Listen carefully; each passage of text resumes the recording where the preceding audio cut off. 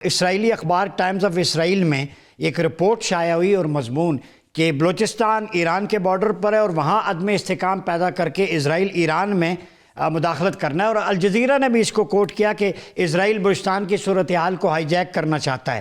تو اسرائیل کی بلوچستان میں کیا مداخلت ہے؟ اگر ہے تو اس کے مقاصد کیا ہیں؟ ڈاکٹر صاحب بسم اللہ الرحمن الرحیم۔ اب یہ چیز تو روز روشن کی طرح عیاں ہو گئی نا، یہ آج کی بات نہیں ہے۔ ہم بات کرتے ہیں جب عموماً انسیڈنٹس ہو جاتے ہیں تو وی ٹاک اباؤٹ انسیڈنٹس، لیکن نہ تو وہ ہم اس کا ہسٹوریکل پرسپیکٹو دیکھ کے اس کے حساب سے ہماری عمل کرنے کی عادت ہے، نہ ہم اس انسیڈنٹ کے بعد کسی چیز کو لے کے آگے چلتے رہے۔ پرانا ٹریک ریکارڈ تو یہی ہے۔ اب جس سے رپورٹ کا آپ نے حوالہ دیا، اس رپورٹ میں ٹائمز آف اسرائیل کی ہیڈنگ یہ ہے، اور ہیڈنگ ہے کہ Balochistan enters into strategic calculus of Israel. اور اسٹریٹجک کیلکولس کا آپ مطلب خود ہی نکال لیجیے کہ تصویراتی جب چیزیں ہوتی ہیں تو اس کا تو مطلب ہے کہ وہ ہائی جیک تو اس نے غلط لکھا ہے الجزیرہ نے۔ ہائی جیک کا مطلب یہ ہے کہ وہ یہ کہہ رہا ہے الجزیرہ جو پاکستان کے خلاف اب بات کر رہا ہے، ہائی جیک کا مطلب تو یہ ہوا کہ بلوچی اسٹرگل ٹھیک ہے، اس کو اب اسرائیل ہائی جیک کر رہا ہے اپنے مقصد کے لیے۔ بلوچستان کے اندر جو کچھ ہو رہا ہے وہ تو بلوچیوں کی ریپرزنٹیشن نہیں ہے۔ اگر آپ بلوچیوں کی ٹوٹل آبادی نکالیں بلوچستان کے اندر تو 20 لاکھ بلوچ رہتے ہیں بلوچستان کے اندر، 50 لاکھ بلوچ تو سندھ میں رہتے ہیں۔ تو ہاؤ کین دے سے کہ جی وہ بلوچستان کی اسٹرگل ہے؟ وہاں پہ تو بہت ساری اور بھی پشتون اور قومیں باقی لوگ بھی آباد ہیں نا۔ تو یہ تو آج کی بات نہیں ہے۔ جب امریکن فورسز وہاں پہ تھی تو میں 12 اس چیز کے ہم پوائنٹ آؤٹ کر چکے ہیں کہ بدخشاں کے اندر ایک جوائنٹ آپریشن سینٹر بنا ہوتا تھا جس میں اسرائیل کی موساد، انڈیا کی را اور یہ افغانستان کی جو انٹیلیجنس ایجنسیز ہیں، انہوں نے مل کے وہاں سے یہ بیٹھ کے پلان کیا کرتے تھے پاکستان کے اندر دہشت گردی، جس کے اندر آپ نے ایک ریفلیکشن اے پی ایس کے اندر بہت ساری جگہوں پہ دیکھی۔ اب وہ جو سینٹر ہے وہ کابل کے اندر جو ہے انڈین ایمبیسی کے اندر شفٹ ہو گیا، اور اسرائیل نے تو پرائم منسٹر نے کہہ دیا تھا کہ ہم اس کے بعد، اور وہ جو ڈاکٹر زمروف ہے انہوں نے کیا کہا ہے، انہوں نے کہا ہے، وہ جو فلم میکر بھی ہیں، انٹلیکچوئل بھی ہیں، اس نے بھی کہا کہ جی اس نے اسرائیل جو ہے وہ پاکستان کو ڈی سٹیبلائز کرے گا، اور وہ ڈی سٹیبلائزیشن میں اب انہوں نے جو اس کی ایفرٹ جو ہے وہ شروع کر دی۔ اب بات یہ ہے کہ یہ تمام چیزیں، اور اس کے بعد ایک اور بہت تاریخ میں جائیں گے نا تو بڑی ٹیریبل چیزیں آئیں گی، بڑی دکھ دینے والی چیزیں آئیں گی۔ آپ کو یاد ہے ڈاکٹر صاحب ایک مڈل ایسٹ ایم آر آئی کے حساب سے ایک مڈل ایسٹ اسٹریٹجک انسٹیٹیوٹ قائم ہوا تھا، جس کا جو سربراہ تھا ایک سربراہ جو تھا وہ اسرائیل کا ایک لیفٹیننٹ کرنل تھا، جس نے 20 سال جو ہے اسرائیل کی جو ہے انٹیلیجنس میں نوکری کی تھی، اور اس کو کام دیا گیا تھا بلوچستان کے اندر انٹیلیجنس کرنے کا۔ وہ میڈیا ریسرچ انسٹیٹیوٹ تھا ایم آر آئی کے حساب سے، اور وہاں پہ جو یوتھ تھی اس کو انفلوئنس کیا، اور وہ انہوں نے کیا۔ آپ بی وائی سی کہاں بنی؟ کوئٹہ یونیورسٹی میں بنی، مولان میڈیکل کالج میں کیا بنا، مستونگ میں کیا بنا۔ لیکن یہاں سوچنے کی بات ہے، کیا جب یہ چیزیں ہو رہی تھی تو ہمارے ہاں جو ادارے جن کو اس کے کاؤنٹر کام کرنا چاہیے، یا بلوچستان کی حکومت جو بلوچستان کے اندر ہی سے آتی ہے، اس کو کیا وہ کام وہاں پہ آپ کو ہوتا نظر آیا؟ کیا وہ کام ہوا؟ تو آج جو کچھ ہو رہا ہے اس کے اندر تو ڈاکومنٹری پروف آ گئے ہیں۔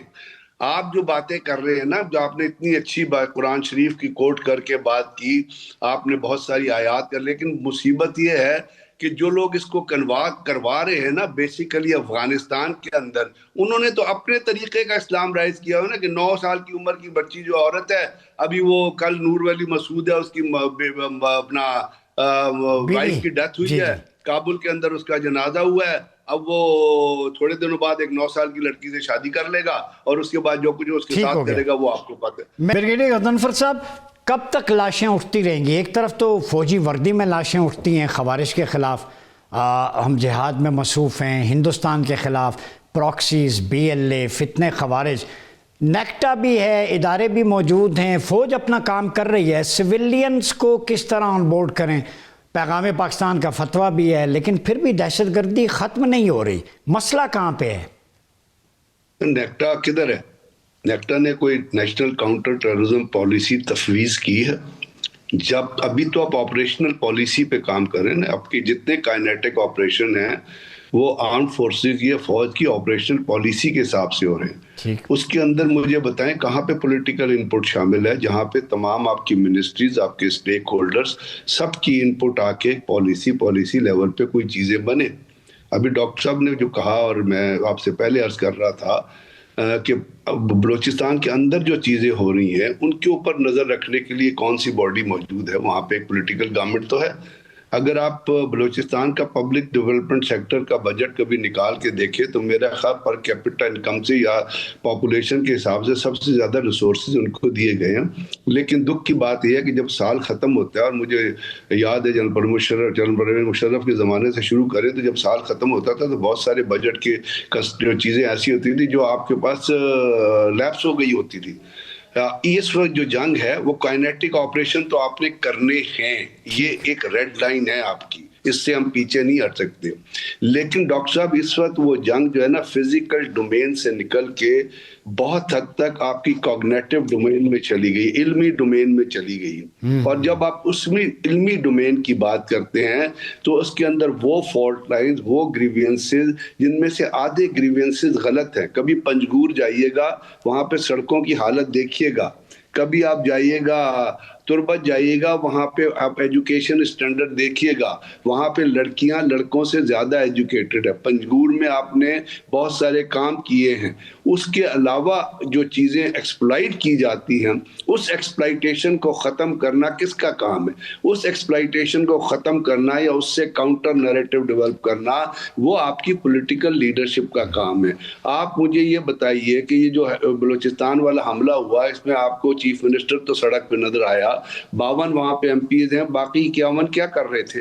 Had they gone to their own constituency? सारे, कोई तुर्बत का है, कोई कहीं का है, कोई कहीं का है। All of them are station इन अपना क्वेटा। दूसरी बात यह है कि जब आपको प्रायर इंफॉर्मेशन थी तो आपने वो सिक्योरिटी मेजर्स क्यों नहीं दिए जिसके जरिए ना रेड जोन तक वो पहुंच सकते? पुलिस भी वहां मौजूद है, एफसी भी वहां मौजूद है, वहां पे आपकी सिक्योरिटी फोर्स है। तो इसका मतलब है कि there is a lot of gap in governance, या सोच में गैप है या गवर्नेंस के फिजिकल मेजर्स में गैप है। अब इससे तो आप पीछे नहीं हट सकते ना। हम फितना हिंदुस्तान वो तो कहते हैं, वो तो मौजूद है, काइनेटिक ऑपरेशन भी होने हैं। नोशकी के अंदर आज आपकी जो है वहां पे शाहराह बहाल हुई है और 4-3 दिन तक नोशकी के अंदर डिप्टी कमिश्नर के ऑफिस तक वो पहुंच गए। बलूचिस्तान के अंदर कॉन्स्टेंट्स हैं, मैं ये समझता हूँ, क्योंकि कहते हैं ना आपको, जैसे टिम मार्शल ने कहा था प्रिजनर ऑफ ज्योग्राफी में, कि ज्योग्राफी जो है it defines some of the strategies in a state. और बलूचिस्तान की ज्योग्राफी जो है वो ये वो डिफाइन करती है, फैसिलिटेट करती है इन्फिल्ट्रेशन को और इस किस्म की दहशतगर्दी को मूव करने के लिए। लेकिन काम ये है कि उस वल्नरेबिलिटी को किसने ऑफसेट, किसने, बिल्कुल सही है। ऑपरेशन